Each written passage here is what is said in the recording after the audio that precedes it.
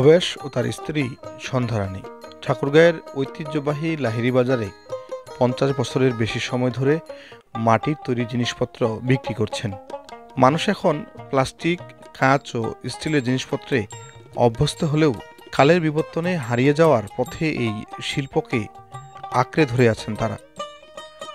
ভবেশ ও সন্ধ্যারানী প্রতি শুক্রবার একসাথে বিক্রি করেন মাটির তৈরি জিনিসপত্র। তাদের বাড়ি বালিয়াডাঙ্গি উপজেলার ধনতলা ইউনিয়নের ধুকুঝারি গ্রামে। সন্ধ্যারানী জানান, তার স্বামী স্বাধীনতার পূর্ব সময় হতে লাহিড়ী বাজারে মাটির তৈরি জিনিসপত্র বিক্রি করে আসছেন। প্রতি শুক্রবার খাবার নিয়ে আসেন তিনি।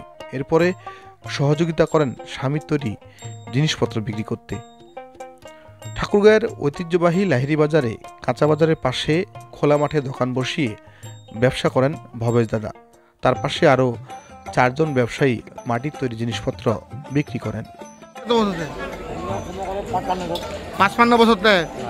কি নাম তোমার? কোনটা বাড়ি তোমার? ধুকুজারি ওটা ধুকুজারি কেন আমাদের পেঁয়াজের ফুলে দেখবা। আর তোমার নাম কি দিদি?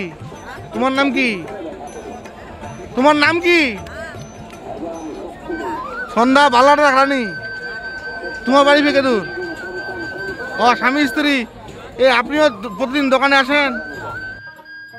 ব্যবসায়ীরা জানান, বেচাকেনা কম হলেও বেশ দাম রয়েছে মাটির তৈরি এসব জিনিসপত্রের। প্রতিদিন ৩ থেকে ৪ হাজার টাকা কেনা বেচা হয় হাটের দিনগুলোতে। অন্যান্য দিনেও খারাপ হয় না তাদের ব্যবসা। লাহিড়ী বাজার পুরাতন হাট হওয়ার কারণে এখানে দূর দূরান্ত থেকে মানুষ আস্থার সাথে কিনতে আসেন মাটির তৈরি জিনিসপত্র। অনেকেই অন্তত এটুকু বিশ্বাস করেন, আর কোনো বাজারে না পাওয়া গেলেও লাহিড়ী বাজারে পাওয়া যাবে মাটির তৈরি এসব জিনিসপত্র।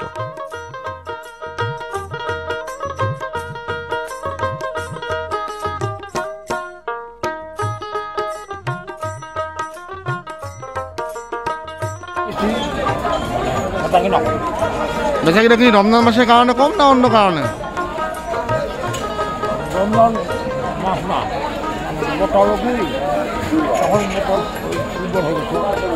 মানে সিলভার অন্যান্য চাহিদা তাই না, এইলা জিনিসের কদর কমে গিয়ে দাম কমে গিয়ে। আগের চাইতে তো পরিশ্রম বেশি হতো নাকি এইলা বানাতে? আগের চাইতে খরচ বেশি নাকি এইলা এখন?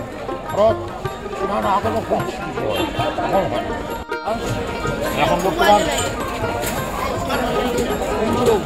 হ্যাঁ বলছি, আপনি কত বছর ধরে বিক্রি করেন এটা?